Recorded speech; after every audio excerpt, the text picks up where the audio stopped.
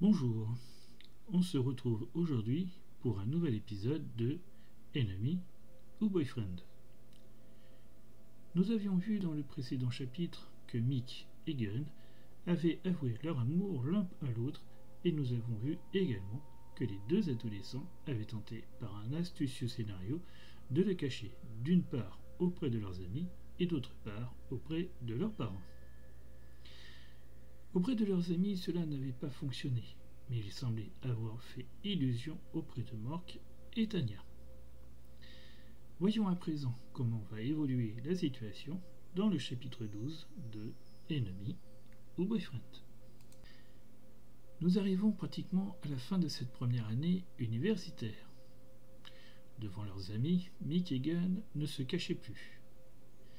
Ils arrivaient même parfois à les rendre jaloux, puisque leurs amis étaient encore célibataires.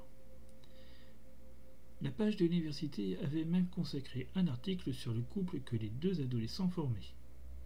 Seulement, Mick et Gunn avaient refusé que leur nom apparaisse et qu'une photo soit prise, car ils savaient que leurs parents regardaient la page universitaire, puisque Mork était lui-même un ancien de Chulalongkorn.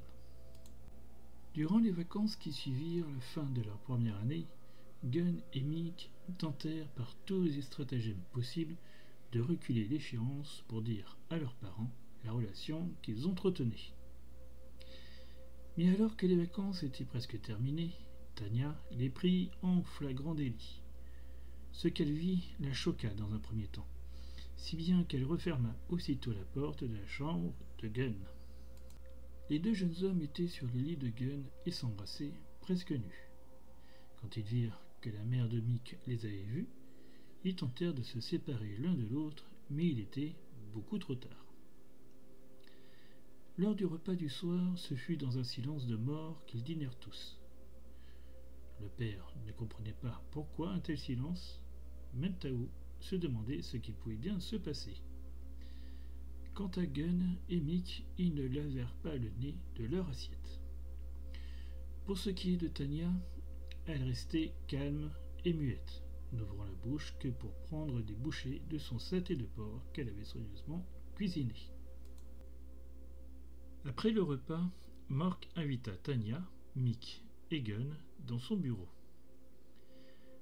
Lorsque tout le monde fut à l'intérieur, il demanda ce qu'il se passait pour qu'il y ait un tel silence religieux lors du dîner. Mais personne ne répondit. Alors, pour savoir réellement ce qu'il se passait sous son toit, il congédia les deux adolescents pour ne garder que Tanya auprès de lui dans le bureau. Gunn et Mick remontèrent vers leur chambre. Pour une fois, ils allèrent dans celle de Mick.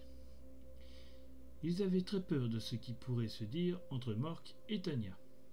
Et quand, au bout de presque 30 minutes, Mork frappa à la porte de la chambre de Mick, qu'il l'ouvrit et qu'il montra un visage dépité, ils comprirent tout de suite que cela ne s'annonçait pas très bien.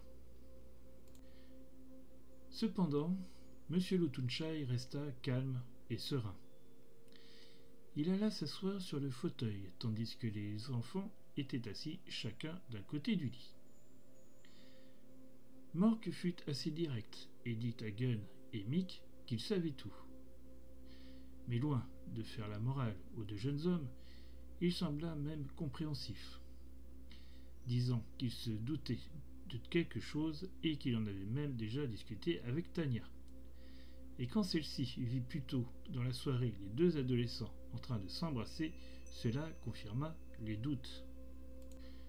Mork ne vit aucune objection à ce qu'ils entretiennent une relation, puisque, bien que frères, ils ne l'étaient pas réellement. Il tenait cependant à ce que les choses soient claires. Pas d'effusion de sentiments à la maison. La discrétion avant tout pour le bien-être de Tao. Étudier et ne pas devoir se faire réprimander pour des notes non acceptables. Ne pas faire l'objet de moqueries et surtout être entouré de personnes bienveillantes qui pourraient les défendre le cas échéant.